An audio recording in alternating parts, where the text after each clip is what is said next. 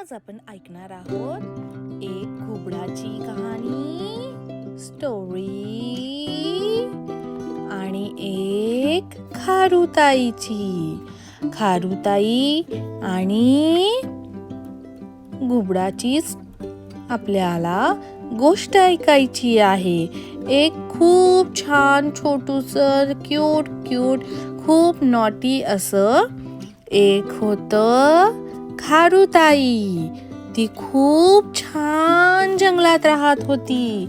खूप सुंदर खूप सारे कलर्स असलेल्या एका जंगलात ती राहत होती आणि तिचं नाव होतं क्यूटी। ती क्यूटी सारखी दिसायची ना, म्हणून तिच्या मम्मीनी आणि पप्पांनी तिचं नाव ठेवलं होतं क्यूटी। ती खूप छान जंगलात राहत होती।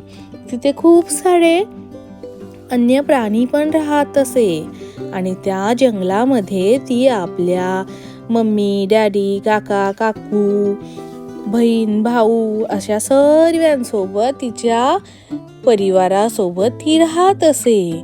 पण ती खूप छान होती आणि तिला खूप नव्या गोष्टी पाहायची खूप इच्छा असायची। नव्या गोष्टींना तिला फार हाताळून बघायला, हात लावायला, जाणून घ्यायला फार इच्छा असायची आणि ती नेहमी नवीन ठिकाणी पण जायला तिला फार आवडायचं। नवीन ठिकाणी नवीन गोष्टी तिला शिकायला फार आवडायच्या। एके दिवशी ती असंच काहीतरी शोधण्यासाठी ती आपली खूप लांब गेली। खूप लांबच्या जंगलामध्ये चालत निघून गेली आणि तिला कळलंच नाही की ती घराच्या खूप लांब आली आहे। घर तिचं कुठेतरी राहूनच गेलं। ती चालत खूप लांबच्या रस्त्यावर निघून गेली होती आणि तिचं घर होतं खूप लांब। तिला कळेच ना की आपण कुठे आलो आहोत, आपलं घर कुठे आहे आणि तिच्या त्या शोधाच्या नादात ती हरूनच गेली। हरवता तिला खूप भूक लागली, खूप तहान लागली। ती खूप घाबरलेली पण होती। मग ती एका झाडाच्या फळांमध्ये तिने आपलं खाणं खाल्लं। त्या झाडांमध्ये तिला छान प्रकारे फळं भेटली, पानं भेटली।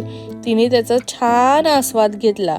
तुम्हाला तर माहितीच आहे, खारुताईला फार आवडायचं इकडे तिकडे बघायला, लक्ष द्यायला, जाणून घ्यायला। तर ती असं शोधता तिला एक झाड सापडलं। त्याच्यामधले फळं तिने आवडीने खाल्ले। परत ती शोधू लागली, आपलं घर कुठे गेलं, आपला परिवार कुठे गेला, आपले बहीण भाऊ कुठे गेलं। थोड्या वेळासाठीच ती घाबरलेली पण होती, पण ती तिची शोध चालूच ठेवली तिने। पण तिला असं कोणीतरी पाहिजे होतं की जे तिला मदत करेल घरी जाण्यासाठी, तिचा घरचा रस्ता दाखवण्यासाठी।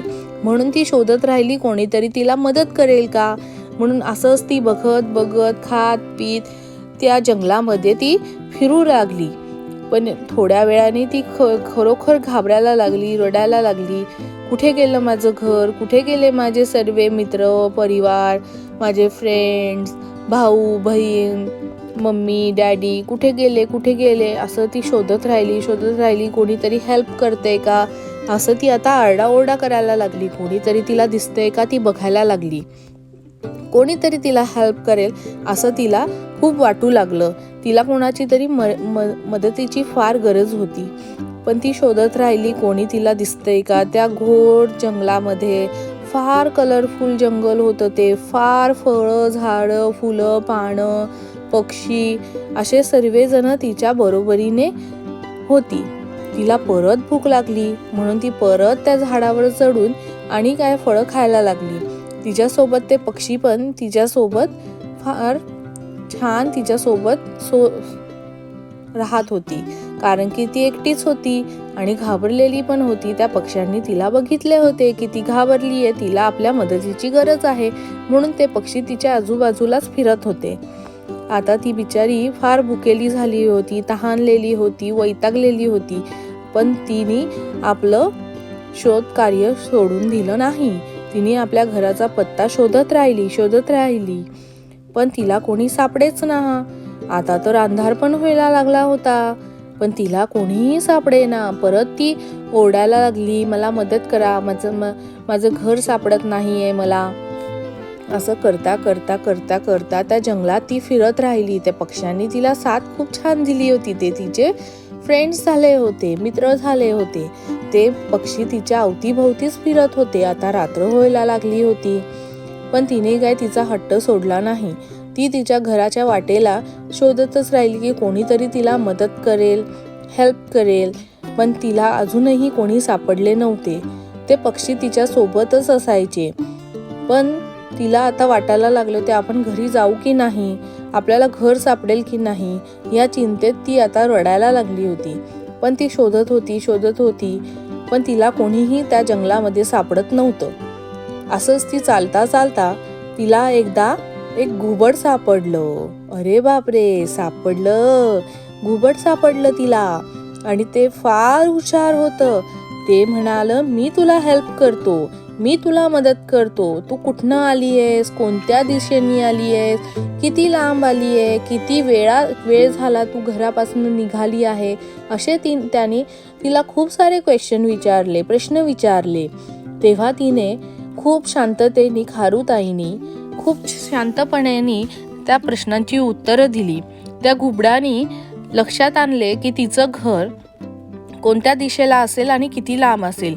त्यांनी तिला खूप छान समजवले आणि तिला सांगितले की फॅमिली, परिवार, मित्रमंडळी आपल्या आयुष्यात किती उपयोगाचे आहेत आणि किती महत्त्वाचे आहे. असं त्यांना सोडून आपण एवढ्या लांब न येणे आणि त्यांना न सांगणे खूप चुकीचे आहे.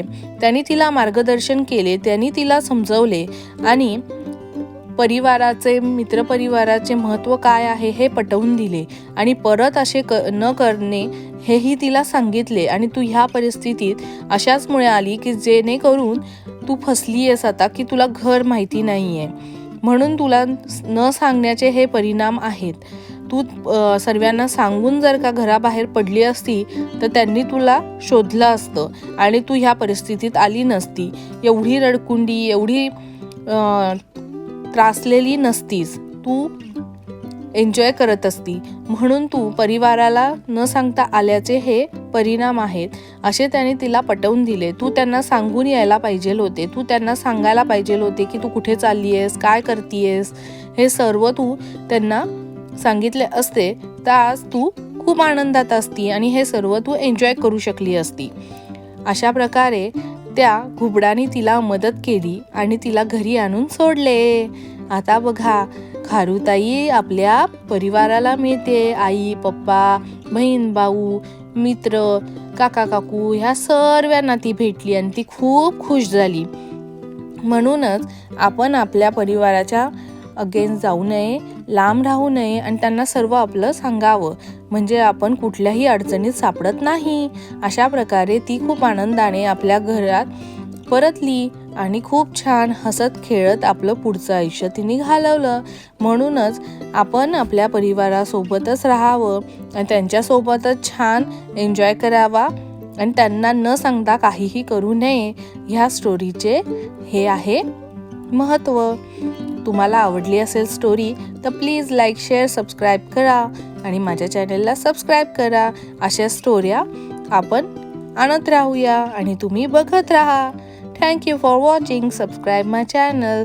खारुताई आणि घुबडाची ही छानशी स्टोरी आणि त्यांच्या फ्रेंडशिपची आणि त्या बर्ड्सची, त्या पक्ष्यांनी तिला कशी साथ दिली हे आपण बघितलं या स्टोरीमध्ये, या गोष्टीमध्ये. तुम्हाला आवडलं असेल तर लाईक करा. Thank you. Squirrel and owl story. घुबड आणि खारुताई. खारुताई फार छान होती, फार क्यूट होती आणि तिला एक्सप्लोर करायची फार आवड होती.